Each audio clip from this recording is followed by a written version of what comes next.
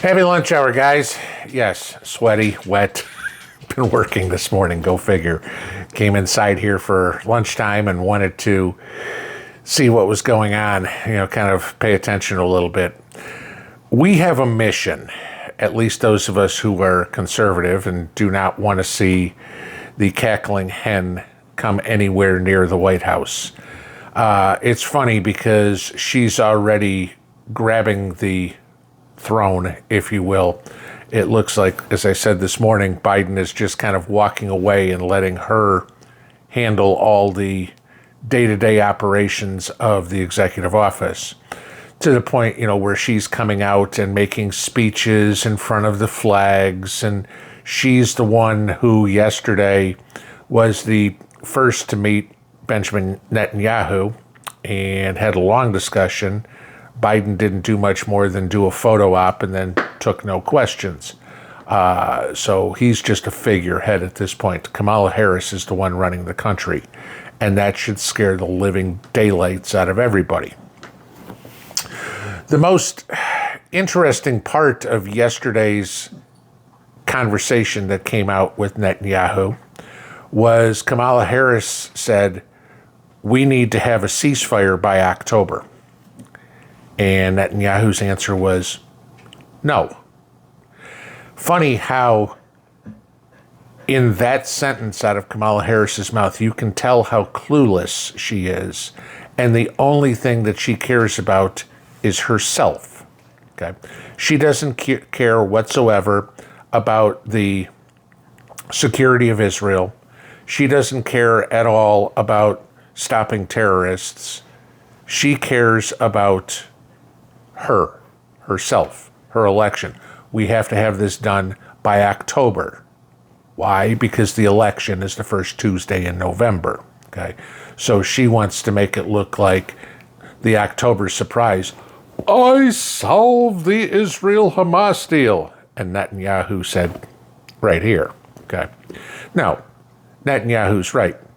They can have a ceasefire when every single Hamas terrorist and every single Hamas supporter, foreign and domestic, is eliminated.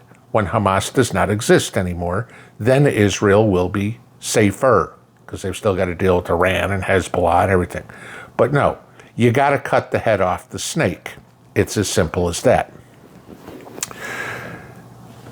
The interesting part, and it's up to all of us to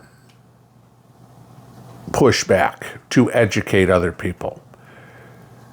We all know that Harris has the mainstream media in her back pocket. They're going to rah-rah for her all the way through November. Unfortunately, Trump doesn't have that. He doesn't have the free advertising, the endorsements, the 24/7 news media going, she's a complete failure. Trump's only got his team. Even the mainstream conservative, more leaning conservative news, Fox, still is full of never-Trumpers. Remember, Paul Ryan's on the board of directors. Failed Paul Ryan, Romney Ryan, that ticket, rhinos, warmongers, that sort of stuff. No. It's up to us to get the word out. Whether you're on YouTube, whether you're on Facebook, whether you're on Instagram or TikTok or Twitter or God knows what, it's up to us to flood social media with the truth. Just on the off chance that some independents see what you put up, some Democrats go, holy crap, kind of like Amber Rose at the convention. When I actually looked into the facts, I realized that, no, the Democrats lie to me 24/7, okay? I mean, again, look at what I was talking about yesterday with, she was never the border czar. I posted up on Twitter today. I'll link below. If you're on Twitter, I'll post the link below so you can follow me over there too, because I do put information over there too that sometimes is smaller. It's not big enough to make a video out of, and there's only so many videos I can really make, okay? But as things come along, I'll post them up on Twitter. Sometimes I'll post them here on the community board. You guys have seen that too. But it's up to all of us with the reach that we have, whether you have 10 followers, 100 followers, 1,000 followers, or 100,000 followers. It's up to us to get that information out. Because I will say, with much experience, you never know what's going to be interesting to people. I had a video, 3 months ago, I think it was back in March or whatever, got 500,000 views. I didn't expect that. Never had a video have 500,000 views. It was something that a lot of people needed to know.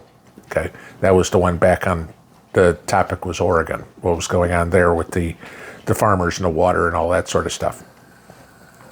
But this is the point. It's up to us. We need to be the soldiers in the war. You can't just expect the general, Trump, to do everything. The troops have to, too. We're the troops, okay? George Patton didn't go rolling through France, rolling into Germany, and all the way up to Hitler's doorstep in Berlin by himself. No. He had an entire tank division that was an entire tank army. I forget if he had the army or the division. Sorry. This is the point. We need to help. We need to do whatever it is.